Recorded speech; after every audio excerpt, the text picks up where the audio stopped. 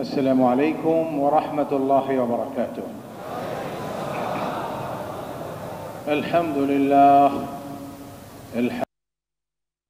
ونستغفره ونؤمن به ونتوكل عليه ونعوذ بالله من شرور أنفسنا ومن سيئات أعمالنا. من يهده الله فلا مضل له ومن يضلله فلا هادي له. ونشهد أن لا إله إلا الله وحده لا شريك له. ونشهد أن سيدنا ونبينا محمدا عبده ورسوله. أما بعد فأعوذ بالله من الشيطان الرجيم. بسم الله الرحمن الرحيم.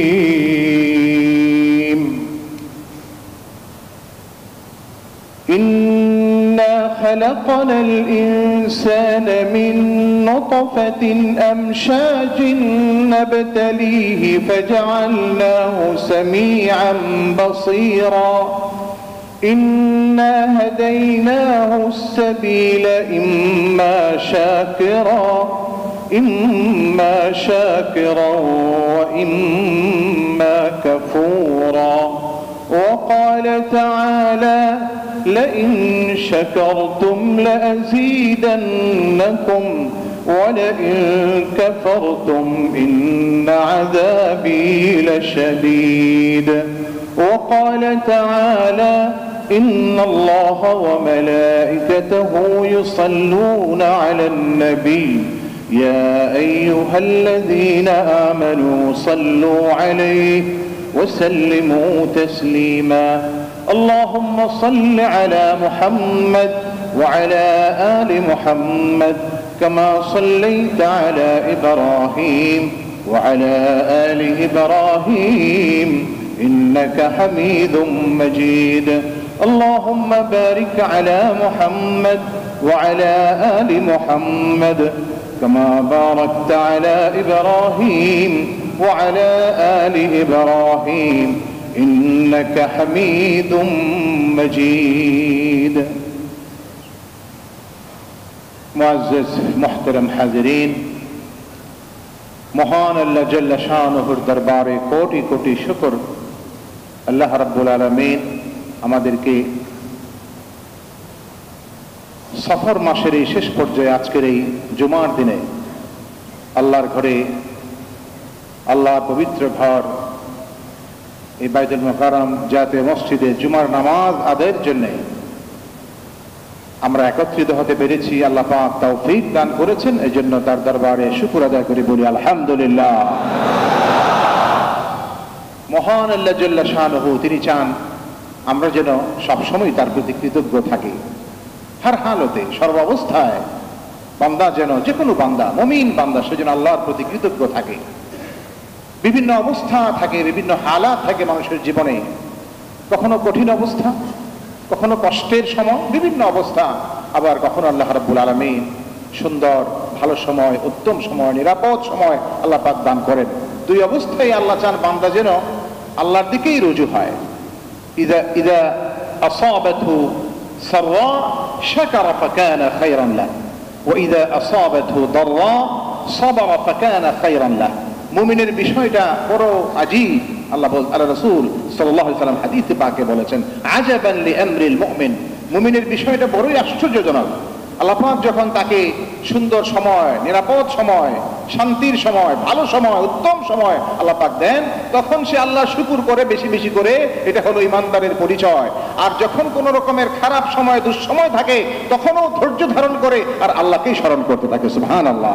এটা হলো আল্লাহ রাসূল আমাদেরকে শিখাইছেন, নবীজি আমাদেরকে শিখাইছেন যে আমাদের জীবনটা এইভাবে করতে হবে। অতএব আল্লাহর দিকে ফিরে আসা, আল্লাহর দিকে রুজু করা, এটাই আমাদের সব সময় সর্ব অবস্থায় এটা আমাদের ঈমানি দায়িত্ব এবং কর্তব্য। মুমিনরা কি বলে, যখন কোনো আমরা শুনি যে কারো মৃত্যু হয়ে গেছে, কারো একটা দুর্ঘটনা, আমরা ইন্না লিল্লাহ বলি। কেন বলি? এটা আল্লাহ পাক শিখাইছেন। আল্লাহ নিজে বলেছেন যদি মুমিনদের এরকম কোন অবস্থা তৈরি হয় তাহলে তারা বলবে ইন্না লিল্লাহি ওয়া ইন্না ইলাইহি রাজিউন, আমরা আল্লাহর জন্য আর আল্লাহর কাছেই আমাদের ফিরে যেতে হবে। এটা এমন একটা কথা, এমন একটা উক্তি একজন মুমিনের, যে আল্লাহর দিকে সে যে রুজু হয় সব অবস্থায়, সব সময় আল্লাহকে সে ডাকে, আল্লাহর প্রতি সে নিজেকে সুপর্দ করে দেয়। এই কথার ভিতর দিয়ে আল্লাহ পাক শিখিয়েছেন যে তুমি এটা বলবে ইন্না লিল্লাহি ওয়া ইন্না ইলাইহি রাজিউন, আমরা আল্লাহর জন্য আর আল্লাহর কাছেই আমরা ফিরে যাব। তো বলছিলাম কোরআনে কারীমের সূরাতুদ দাহরের দুটি আয়াত আমি তেলাওয়াত করেছি, যেখানে আল্লাহ রাব্বুল আলামিন বললেন আমি মানুষকে সৃষ্টি করেছি, ইন্না খালাকনাল ইনসানা মিন নুতফাতিন আমশাজ, মিশ্র বীর্য থেকে, নারী আর পুরুষের মিশ্র বীর্য থেকে আমি মানুষকে সৃষ্টি করেছি। তারপর ফাজআলনাহু সামিআন বাসীরা, তাকে শোনার ক্ষমতা, দেখার ক্ষমতা আমি তাকে দিয়েছি, শ্রবণ শক্তি, দৃষ্টি শক্তি আমি তাকে দান করেছি। আরো কি ইন্না হাদাইনাহু সাবিলা, সঠিক পথ কোনটি তাও আমি বলে দিয়েছি, মুক্তির পথ, নাজাতের পথ, কল্যাণের পথ, দুনিয়ার জীবনে ভালো থাকার পথ, আখিরাতের জীবনে ফাইনালি মুক্তি পাওয়ার পথ কোনটা, এই বিষয়টাও আমি আল্লাহ, আমি আমার পক্ষ থেকে মানুষকে জানিয়ে দিয়েছি। সুবহানাল্লাহ। আল্লাহর কত দয়া, বান্দাকে আল্লাহ জানায় দিয়েছেন যে কোনটা নাজাতের পথ, কোনটা মুক্তির পথ, কোন পথ সফলতার, কোন পথে মানুষের দুনিয়ার জীবনে শান্তি আসবে, নিরাপত্তা আসবে, সবকিছু আল্লাহ জানায় দেন নাই, সব জানায় দিয়েছেন আল্লাহ তাআলা। এরপরে বললেন আমি সব দিয়েছি, বুঝার ক্ষমতা, শোনার ক্ষমতা, দেখার ক্ষমতা, আর সঠিক পথ কোনটি সেটাও বলে দিয়েছি। এখন শুধু আমি দেখতে চাই বান্দার থেকে ইম্মা শাকিরান ওয়া ইম্মা কাফুরা, কেউ শুকরগুজার হয় আর কেউ কেউ কুফরি করে। দুইটা শ্রেণীতে বিভক্ত হয় মানুষ। একটা শ্রেণী এই সব নিয়ামত পাওয়ার পরেও, সবকিছু জানার পরেও, বুঝার পরেও, আল্লাহ প্রদত্ত সকল নিয়ামত পাওয়ার পরেও আল্লাহ না শুকরি করে, অকৃতজ্ঞতা এবং নানা রকমের অবাধ্যতা তার কর্মের মাধ্যমে, আচরণের মাধ্যমে, তার জীবনের বিভিন্ন অ্যাক্টিভিটিসে সে বুঝায় সে আল্লাহ নাফরমান, সে আল্লাহ নাশুকুর বান্দা, সেটাই সে প্রমাণ করে। আবার প্রকৃত অর্থেই যারা মুমিন, প্রকৃত অর্থেই যারা আল্লাহর প্রতি পরিপূর্ণ বিশ্বাস রাখে, ঈমান রাখে, তারা আরো বেশি করে শুকর আদায় করে, আল্লাহ এই সব নিয়ামত তো আপনি দিয়েছেন, এই জীবন, এই যৌবন, এই বুদ্ধি, এই মেধা, এই যোগ্যতা, আমার যা কিছু, আমার আসবাব, আমার মাল, আমার সন্তান, আমার ক্ষমতা, আমার পাওয়ার, আমার যা কিছু সবই তো আপনি দিয়েছেন। এখন আপনি দেখতে চান আমি কি শুকর করি কিনা, আপনার শুকর গুজারি আমার দ্বারা হয় কিনা, আমি আপনার শুকর গুজার বান্দা হয়ে আমি প্রমাণ করতে পারি কিনা যে আসলে আপনাকে আমি ভালোবাসি, সেটাই তো আপনি দেখতে চান। একজন মুমিন বান্দা তখন সে আল্লাহর প্রতি আরো বেশি বেশি কৃতজ্ঞ হয়। কিভাবে? শুধু মুখে আলহামদুলিল্লাহ বলেই নয়, আলহামদুলিল্লাহ মুখ দিয়ে যেরকম সে বলে আল্লাহ শুকর করে, আবার পাশাপাশি তার জীবনের সমস্ত কর্মকাণ্ডের ভেতর দিয়া সে প্রমাণ করে, তার প্রতিটি চলা বলা, নড়াচড়া, হরকত, তার সমস্ত কাজ কর্ম যা কিছু সে করে, ওঠা বসা, খাওয়া পড়া, জীবন জিন্দেগি, ব্যক্তি জীবন, পারিবারিক, সামাজিক সমস্ত জায়গায় সে যে আল্লাহর কৃতজ্ঞ বান্দা, আল্লাহর শুকরগুজার বান্দা, সেটা সে তার কাজের দ্বারা প্রমাণ করে, শুধু মুখে নয়। এটা আল্লাহ পাক দেখতে চান আমার ভাইরা। কাজেই আজকের এই সময়ে আল্লাহ পাক যে দেখতে চান আমাদের থেকে, আমরা কাজের মাধ্যমে প্রমাণ করি কিনা যে আসলে আমরা আল্লাহর শুকরগুজার বান্দা, সেটা বিভিন্ন অবস্থায় বিভিন্ন সময়ে আমাদেরকে সেটা প্রমাণ করার বিভিন্ন পরিবেশ তৈরি হয়, বিভিন্ন হালত তৈরি হয়। আমাদেরকে কখনো সেজদার মধ্য দিয়ে আল্লাহর সামনে সেজদায় লুটিয়ে পড়ে চোখের পানি ছেড়ে শুকর করতে হবে, কখনো মানুষের সেবা করে খেদমত করে আল্লাহ শুকর করতে হবে, কখনো কারোর সাথে সুন্দর আচরণের মধ্য দিয়ে শুকর আদায়ের বিষয়টি প্রকাশ করতে হবে। যারা সিনিয়র, যারা বড়, যারা মুরব্বী, তাদের প্রতি ভক্তি, ভালোবাসা, শ্রদ্ধা দেখিয়ে সেই শুকর গুজারের বিষয়টি প্রকাশ করতে হবে। আল্লাহর বিধানগুলি, হুকুমগুলি, নিয়মগুলি, কানুনগুলি, মুহাম্মদুর রাসূলুল্লাহ সাল্লাল্লাহু আলাইহি সাল্লামের আখলাক, আদর্শ, তার সুন্নাহ, তার জীবন, সেটাকে মানুষের প্রত্যেকের জীবনে, ব্যক্তি জীবন থেকে শুরু করে, পারিবারিক জীবন থেকে শুরু করে, সমাজ জীবনের সব জায়গা, এগুলি বাস্তবায়ন এবং পালনের মধ্য দিয়ে, এর যথাযথ ইমপ্লিমেন্টের মাধ্যমে একজন মুমিন বান্দা সে প্রমাণ করবে আল্লাহ আমি আপনার শুকরগুজার বান্দা। এই যে দেখেন, আমি সব জায়গায় চাই আপনাকে খুশি করতে, সব জায়গায় আপনার আমি যে কৃতজ্ঞ বান্দা, অনুগত বান্দা, সেটা আমার কাজের দ্বারা আমি প্রমাণ করছি। আল্লাহ পাক দেখতে চান। বর্তমান সময়ে একটা হালত তৈরি হয়েছে, বন্যা পরিস্থিতি দেশে বেশ কিছুদিন থেকেই আমরা জানি। দেশের একটা বিরাট অঞ্চল নিয়ে বন্যা দেখা দিয়েছে, একটা বিপদ, একটা কষ্ট। এই সময় আমরা আল্লাহর কাছে প্রমাণ করব যে এখানেও আমি আছি। আপনার হুকুমকে এই ক্ষেত্রে, আপনার নির্দেশকে এই ক্ষেত্রে আহসিন কামা আহসানাল্লাহু ইলাইক। আপনার হাবিব মুহাম্মদুর রাসূলুল্লাহ সাল্লাল্লাহু আলাইহি ওয়াসাল্লাম কি শিখিয়েছেন এই অবস্থায়? তিনি শিখিয়েছেন আল খালকু ইয়ালুল্লাহ ফাআহাব্বুল খালকি ইলাল্লাহ মান আহসানা ইলা ইয়ালিহি।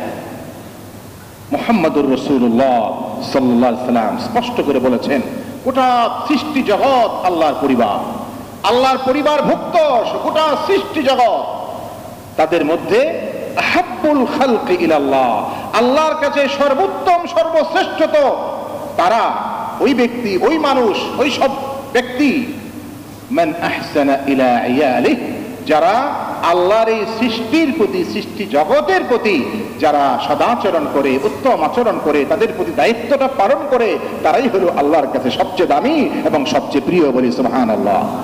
আল্লাহ রাসূল সাল্লাল্লাহু আলাইহি ওয়াসাল্লাম কত চমৎকার করে আমাদেরকে বুঝিয়ে দিলেন যে মানুষ বিপদে পড়েছে, একটা বিশেষ পরিস্থিতি তৈরি হয়েছে, সেই বিপদগ্রস্ত মানুষের পাশে দাঁড়ানো এই মুহূর্তে একটা গুরুত্বপূর্ণ ইমানি দায়িত্ব।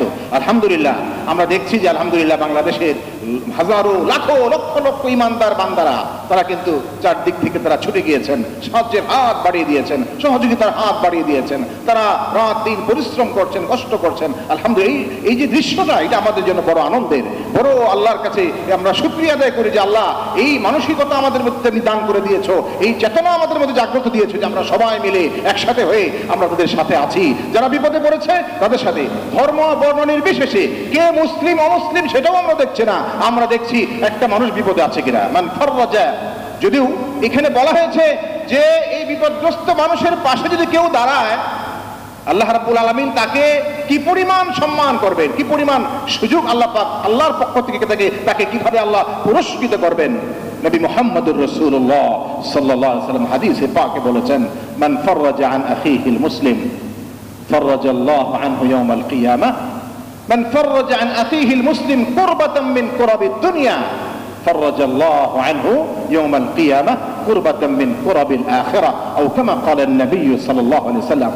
যে এই দুনিয়ার জীবনে কোন মানুষ যখন বিপদগ্রস্ত হয়, আর সেই বিপদগ্রস্ত মানুষের পাশে কেউ যদি দাঁড়ায়, তার প্রতি সাহায্য করে, তার সেই কষ্টটা, বিপদটা লাঘব করার জন্য, তার এই কষ্ট থেকে তাকে মুক্ত করার জন্য কেউ যদি সাহায্যের হাত বাড়িয়ে দেয়, আল্লাহ রাব্বুল আলামিন কিয়ামতের কঠিন দিনে, কিয়ামতের কঠিন দিনে, সেই দিন কারো কোনো আল্লাহর দয়া ছাড়া, আল্লাহর অনুগ্রহ ছাড়া, আল্লাহর সাহায্য ছাড়া কারো কোনো কিছু, কাউকে হেল্প করার, সাহায্য করার কোনো সুযোগ যেদিন থাকবে না, সেই দিন কঠিন সময়ে আল্লাহ পাক বিপদগ্রস্ত মানুষদের পাশে যারা থাকবে তাদেরকে আখিরাতের এবং কিয়ামতের কঠিন দিনের বিপদ থেকে, কষ্ট থেকে আল্লাহ তাদেরকে মুক্ত করে দেবেন। সুবহানাল্লাহ। কিয়ামতের কঠিন অবস্থাটা কিরকম হবে, সেই বিপদের অবস্থাটা, সেটাও আল্লাহ পাক কোরআনে কারীমের বিভিন্ন জায়গা, বিভিন্ন আয়াতে সেই চিত্রটা আমাদের সামনে তুলে ধরেছেন। ইয়াওমা তাযহালু কুল্লু মুরদিআতিন আম্মা আরদাআত ওয়া তাদাউ কুল্লু যাতি হামলিন হামলাহা ওয়া তারান নাসা সুকারা ওয়া মা হুম বিসুকারা ওয়ালাকিন্না আযাবাল্লাহি শাদীদ। আল্লাহ পাক কোরআনে বলেছেন সেই দিনের বিপদটা হবে এরকম যে যে মা সন্তানকে দুধ পান করায়, দুগ্ধ পুষ্য সন্তান, ছোট্ট বাচ্চা, যে বাচ্চাকে ছাড়া মা বাঁচতে পারে না, চিন্তা করতে পারে না তার জীবনের চেয়েও প্রিয় যে সন্তানটা, যে সন্তানকে মা দুধ পান করায়, সেই দুগ্ধ পুষ্য সন্তানের কথা বিপদের কারণে, ভয়ের কারণে, অস্থিরতার কারণে ওই সন্তানের কথা ভুলে যাবে, সে ভুলে যাবে, সন্তানের কথাও ভুলে যাবে সে। এমনকি গর্ভবতী নারী, তার গর্ভপাত ঘটে যাবে, মানুষকে মনে হবে পাগল, উন্মাদ, পাগলের মতো হয়ে গেছে। আসলে তারা পাগল নয়, কিন্তু অবস্থা এমন দাঁড়াবে, অবস্থার ভয়াবহতা এতটা তীব্র হবে, সেই ভয়াবহ অবস্থার কারণে সে পাগলের মতো, উন্মাদের মতো হয়ে যাবে। সেই কঠিন দিনের কথা আল্লাহ রাসূল সাল্লাল্লাহু আলাইহি ওয়াসাল্লাম বললেন, সেরকম সময়েও আল্লাহ তাদেরকে বিপদ থেকে, কঠিন অবস্থা থেকে আল্লাহ মুক্ত করে দিবেন যদি দুনিয়ার জীবনে কেউ কারো বিপদে পাশে দাঁড়ায়। সুবহানাল্লাহ, এত বড় কথা, এত বড় বিষয়। আল্লাহু ফি আউনিল আবদ মা কানাল আবদু ফি আউনি আখিহি। মানুষ যখন অন্য মানুষের পাশে দাঁড়ায়, মানুষ তো মানুষের জন্য, যে কথাটা আমরা সামাজিকভাবে বলি মানুষ মানুষের জন্য, মানুষ যে মানুষের জন্য, এটা শুধু মানুষের এটা বানানো কোনো বক্তব্য না, আল্লাহর কথা। কুনতুম খায়রা উম্মাহ উখরিজাত লিন-নাস তা'মুরুনা বিল মারুফি ওয়া তানহাউনা আনিল মুনকারি ওয়া তু'মিনুনা বিল্লাহ। তোমরা শ্রেষ্ঠ উম্মত, উখরিজাত লিন-নাস, তোমাদেরকে পাঠানো হয়েছে, বের করা হয়েছে, দুনিয়াতে সৃষ্টি করা হয়েছে, লিন-নাস, মানুষের কল্যাণ করার জন্য, উপকার করার জন্য। প্রতিটা মুমিনের ভিতরে এই ঈমানি চেতনা জাগ্রত রাখতে হবে। আমার দুনিয়াতে, পৃথিবীতে জন্ম লাভ করার মূল উদ্দেশ্যটা হলো আল্লাহকে খুশি করা, সন্তুষ্ট করা। আর আল্লাহকে খুশি করার যতগুলি উপায় আছে, মাধ্যম আছে, এর মধ্যে যেরকম ইবাদাতগুলি আছে, সালাত থেকে শুরু করে, সিয়াম থেকে শুরু করে মৌলিক ইবাদত, এর পাশাপাশি খিদমতে খালক, মানুষের প্রতি সদয় হয়ে, মানুষের প্রতি ভালোবাসা দেখে, মানুষের কল্যাণ কামনা করে, মানুষের উপকার করে আমাকে প্রমাণ করতে হবে যে আমি আসলে আল্লাহকে খুশি করার জন্যই আমার যে জন্ম, সেটা আমি বিশ্বাস করি। এই পৃথিবীতে আমার জন্মই হয়েছে, পৃথিবীতে আমি এসেছি উখরিজাত লিন-নাস, মানুষের উপকার করার জন্য, অপকারের জন্য নয়, ক্ষতি করার জন্য নয়, মানুষের জীবনকে ধ্বংসের মুখে ঠেলে দেওয়ার জন্য নয়, মানুষের উপর জুলুম করার জন্য নয়। আল্লাহ পাক দুনিয়াতে মানুষকে পাঠিয়েছেন মানুষের কল্যাণ করার জন্য, মানুষের ভালো করার জন্য, মানুষের উপকার করার জন্য, মানুষের বিপদে পাশে থাকার জন্য আল্লাহ দুনিয়াতে মানুষকে পাঠিয়েছেন। আমার ভাইরা, এবং দায়িত্ব দিয়ে আল্লাহ বলছেন তা'মুরুনা বিল মারুফ ওয়া তানহাউনা আনিল মুনকার। তোমাদের দায়িত্ব হলো যা কিছু ভালো, কল্যাণকর তোমাদের জন্য, ব্যক্তি জীবন থেকে শুরু করে সমাজ, রাষ্ট্রের সব জায়গায় যা কিছু ভালো, সুন্দর, কল্যাণকর, সেখানে তোমরা সেটার পক্ষে থাকবে, সেই কল্যাণের পক্ষ থেকে, সেই কল্যাণের পক্ষে তোমরা কাজ করবে, তোমরা এর আদেশ করবে, বলবে এই কল্যাণকর কাজটা হওয়া চাই, এর পক্ষে আমরা আছি, আমরা যা কিছু সুন্দর, যা কিছু ভালো, যা কিছু উত্তম সেটা বাস্তবায়িত হোক, সেটা আমরা চাই।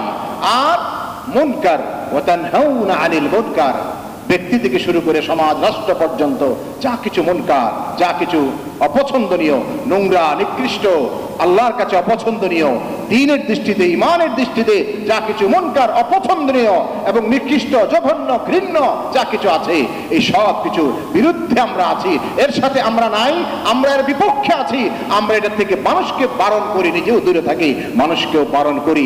এটা হবে ঈমানদারদের আখলাক, এটা হবে একজন মুমিনের জীবনের আসল চিত্র, এটা হবে, এটা বলে দিয়েছেন আল্লাহ রাব্বুল আলামিন। আমার ভাইরা, এই জন্য আজকের এই সময়ে আসুন আমরা সবাই মিলে, এই যে পরিস্থিতি চলছে, বন্যা দুর্গত মানুষ, বন্যার্ত মানুষ যারা, তাদের পাশে আমরা আছি এবং থাকবো, এবং সামনে যতটুকু তাদের পুনর্বাসন দরকার। অনেকে এমন অবস্থা আপনারা দেখছেন, মিডিয়ার কল্যাণে আমরা এখন দেখতে পাচ্ছি দৃশ্যগুলা, যে একটু যারা মানে সমাজের যারা একটু নিম্ন পর্যায়ের মানুষ, আর্থিকভাবে অসচ্ছল, দরিদ্র পীড়িত মানুষ যারা, তাদের যে অবস্থাটা, আমরা যে ঘর বাড়ি কোথায় সেটাও সে দেখতে পাচ্ছে না, ভিটাটাও ঠিক মতো চিনতে পারছে না, এমন একটা অবস্থা।